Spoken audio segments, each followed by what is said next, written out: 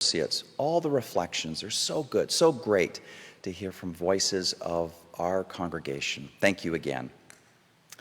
And now we turn to today's call to the offering, which is a testimonial from longtime West Shore member Mimi Mayer. Hi, it is a pleasure to speak to you today about my journey as a UU.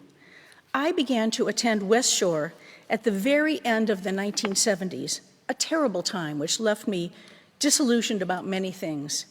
It was the time of the horrible Vietnam War, the murder of Martin Luther King Jr. and Bobby Kennedy, and right here at home, the Kent State murders. I was searching for a place that felt safe, nurtured the good in all of us, and offered ways to work toward making the world a better, safer, more kind and loving place. I found it here. I also met my husband here and later married him in the fireside room. Don's parents were charter members of West Shore, and he was very proud of that fact. He also liked to remind me frequently that when West Shore met at the Lakewood Masonic Hall in the early days, he was expected to get up early on Sundays and go over to sweep up the cigarette butts and beer bottles and make the place presentable for West Shore. So he started volunteering for West Shore as a young teenager.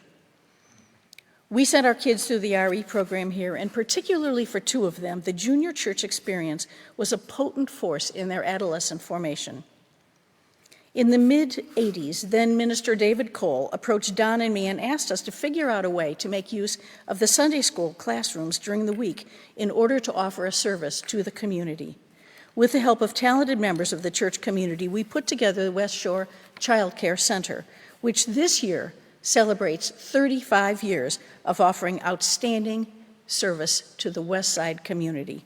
I am very proud of that. When Don and I gained custody of one of our grandchildren and brought her to our home to live, this community surrounded her with love and welcome, helping her find a place in a new community and a new home and a new life. And when Don died 2.5 years ago, the outpouring of love and support from this community simply astonished me. I belong in this community. It is truly my home. So when Anthony asked us to consider increasing our pledges by 10 or 15% this year, I was worried. 15% sounded like a huge increase. But this community really matters to me. So I pulled out my calculator, and guess what? It turned out that the increase in dollars was not really that significant. I was pleased to make that additional gift to this congregation that gives so much to me. At a time when we are all struggling with isolation, 10:15 on Sunday mornings is the most important hour of my week. We are continuing to find ways to make a difference even during COVID. As we look toward a cautious reopening, think how much more good we can do, but we need each one of us to play our part. Right now, this nation is in trouble.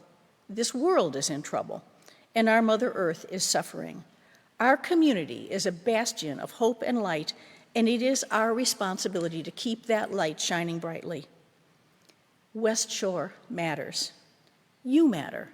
And together we make a difference in the